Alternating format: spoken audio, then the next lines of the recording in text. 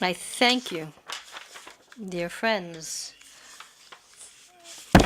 First of all, I'd also like to thank all the international organizations like the United Nations, Amnesty International, FIDH, the OMCT, Frontline Defender, and many other organizations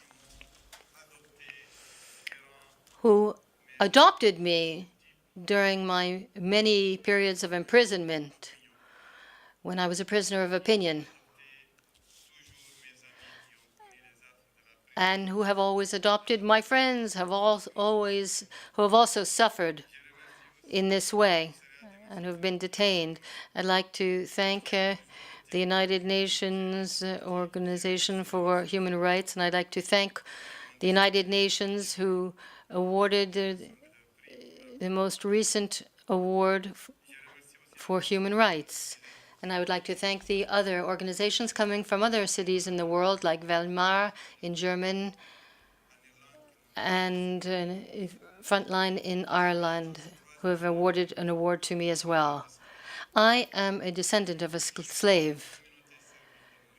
I am from the servile community of Mauritania that make up 50% of the population in Mauritania, who are constrained, that is 20% out of the 50% have been born as property of other men. We were inherited by other people. We were their property. They were their assets. And I am a free man, and I come from a group of a community that are free men now, but are practically maintained in a situation of sub-citizen. We suffer from discrimination, all different kinds of discrimination, and it's all based on the idea of slavery. 20% of our fellow citizens of my Mauritanian community are slaves, are descendants of slaves, often domestic slaves, and are forced to hard work without rest or salary. Women slaves are not allowed to marry,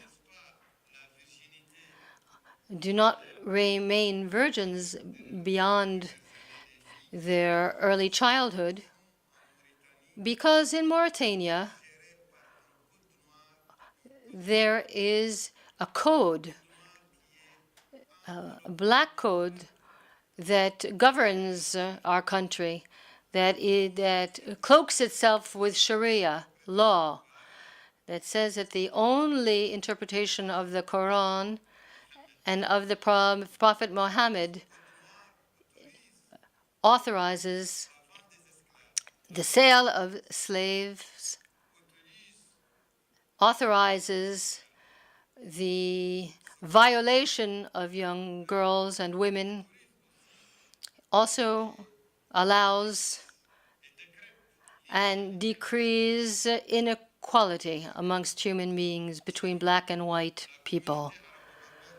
The Arab Berber population, which is made up of 20% of the population, is a minority but is the dominant group, has founded their way of life based on slavery, has governed according to the precepts of slavery.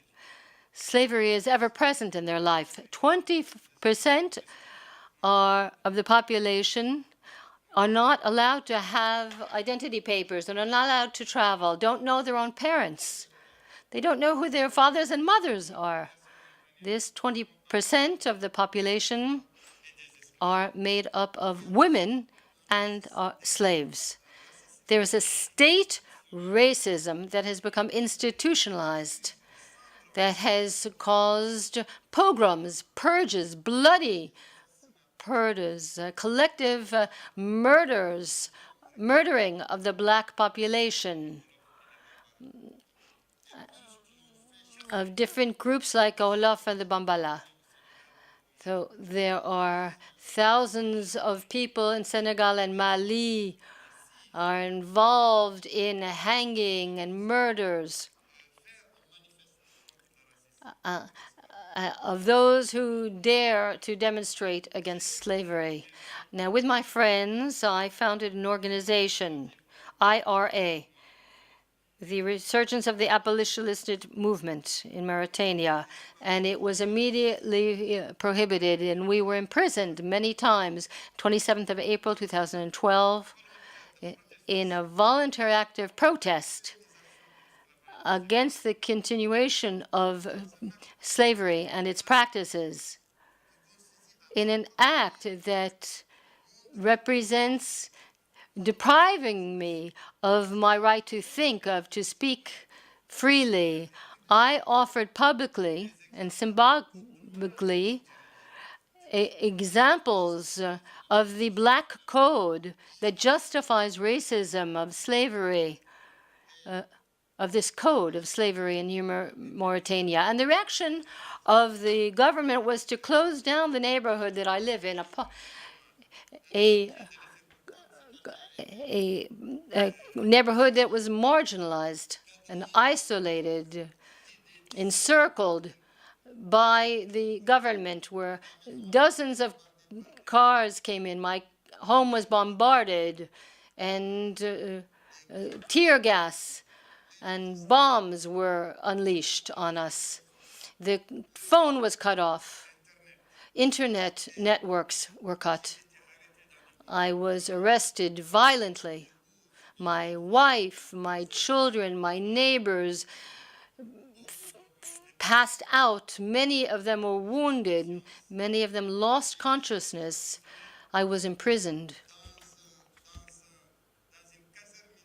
in isolated military barracks, far away, cut off from contact with health care, with lawyers, from my parents. The head of state, in his Council of Ministers, decreed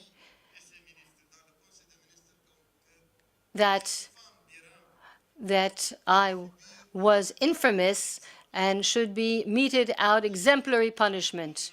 And the dominant group of slave supporters spread through the country and organized a demonstration to demand that I be hanged. And they promised that I would be hanged and that I deserved to die. And the government convened all the ministers who were accredited in Nouakchott that was transmitted on television. And what shocks me when I recall this is that the ambassadors of democratic countries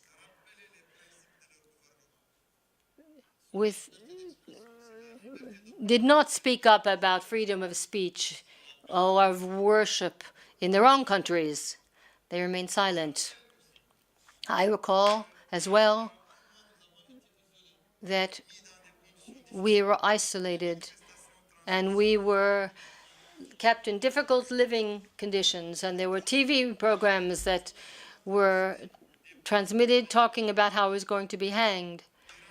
And I was told not to react. It'll be a gift to the government. This is going, and they said on television, we will kill him as like we kill a cat. My wife, my children were all watching this. And this violence is atrocious. The violence inflicted by the dominant class on the more vulnerable group, on those who have no power, on those who are unable to defend themselves. The only response by the government to the reaction by the international organizations was to enact laws, to ratify all the UN conventions. Because our authorities know that the West and the international community is happy just to see cosmetic changes, that they will not scratch deeper, and that Mauritania will never implement its laws, that it enacts laws to please the international community, but these laws have never been put into action. We, the advocates of human rights, those of us who defend the victims of slavery, the widows, the orphans who've lost their husbands, their fathers in charnel houses, in violent situations, deserve our help. I have been bombarded with tear gas. I go to prison. Whereas those who kill people, who have turned children into orphans, who have turned women into widows, who have killed people because they are black, because they are weak, so that they can remove blacks from the country. These people are in high positions. These people are officials. These people deal with the democratic governments in the world, in the Western world.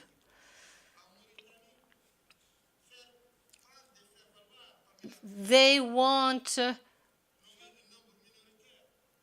the people to create organizations, and they want the government wants to have informers come forward,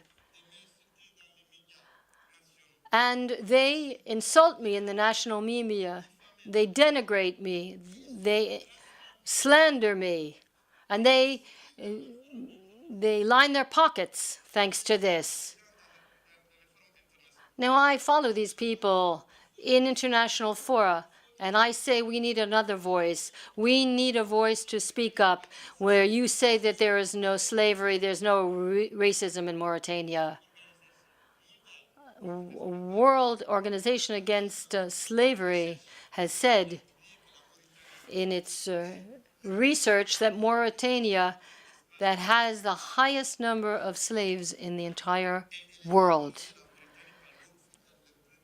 It ranks #1 in terms of slavery.